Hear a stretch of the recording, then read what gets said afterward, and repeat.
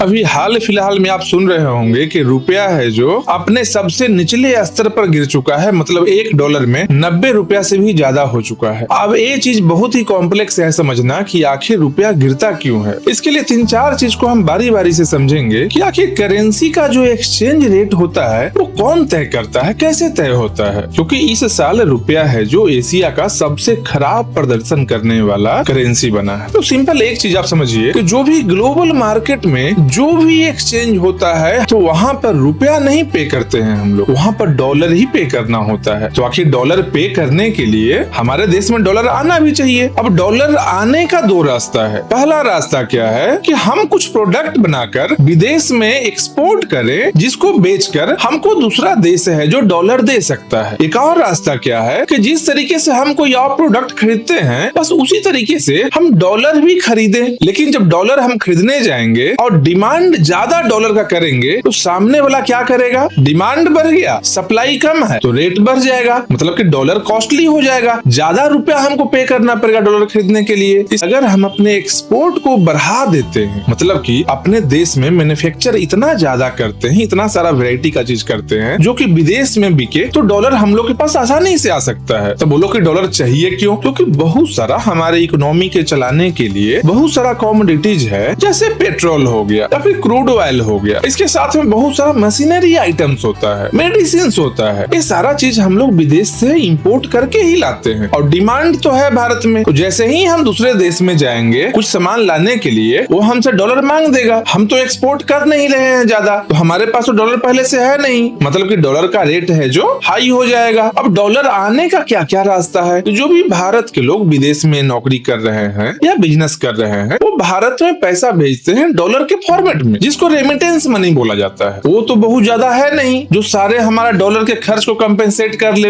हम लोग का डॉलर का जो खर्च है वो 2 जगह मेनली होता है। पहला तो जो हम इंपोर्ट कर रहे हैं विदेश से, वहाँ पर डॉलर पे करना है। दूसरा, इंटरनेशनल बॉडी से जो भी कर्ज एक देश में आता है वो रुपया के फॉर्म में नहीं आता है, वो डॉलर के फॉर्म में आता है। बोलने के लिए भले ही बोलते हैं कि वो इंटरनेशनल लोन है जो सॉफ्ट लोन होता है, मतलब 2%, 2.5% पर लोन मिलेगा, 3% पर लोन मिलेगा। लेकिन एक बात को हमेशा याद रखिए, आपको अगर साल में 2% पर लोन दे दिया गया है और आपका अपना करेंसी है जो 5 या 7% एक साल में डिप्रेशिएट कर जाए, मतलब कि आपके करेंसी का वैल्यू कम हो जाए, तो अगर 5% भी रुपया डिप्रेशिएट करता है तो ओवरऑल आपका इंटरेस्ट हो गया जो 2% पर तो लोन दिया था, 5% आपका करेंसी है जो डिप्रेशिएट हो गया, आपको तो इंटरेस्ट है जो डॉलर में ही पे करना है, मतलब टोटल आप 7% कर रहे हैं पे।